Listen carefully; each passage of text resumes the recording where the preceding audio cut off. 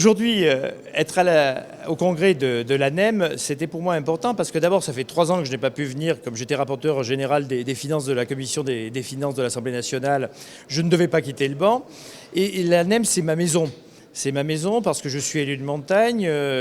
Toute ma vie, j'ai vécu en montagne et aujourd'hui, il était important que je sois là car dans le décret d'attribution qui est celui de mon ministère, j'ai en pleine, j'allais dire, compétence justement la politique de la montagne. Ça n'était pas arrivé depuis très longtemps qu'il y ait un ministre délégué qui est la montagne en décret d'attribution. Donc aujourd'hui, ma place était ici pour voir à la fois mes amis, mais aussi pour porter leur voix au ministère et leur dire que je serai leur correspondant. D'ailleurs, nous avons nommé dans notre ministère un conseiller technique qui sera un conseiller technique dévolu aux problématiques de la montagne et que j'ai présenté aujourd'hui au Congrès.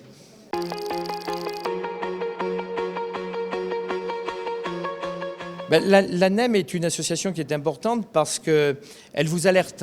Elle vous alerte sur des sujets. Je donnerai un seul exemple. Récemment, dans la loi ASAP, il y avait un texte, un amendement qui était un amendement sur les unités touristiques nouvelles qui allait risquer de porter préjudice à l'économie montagnarde. Nous avons été alertés, nous avons un conseiller technique qui est chargé des questions d'urbanisme et nous avons pu trouver un accord pour que soit porté un amendement justement par les élus de montagne de façon à faire en sorte que les effets collatéraux du texte ne soient pas nocifs pour la montagne. Rien que cela justifie à mon avis la présence d'une association spécialisée qui fait de la veille juridique sur les textes.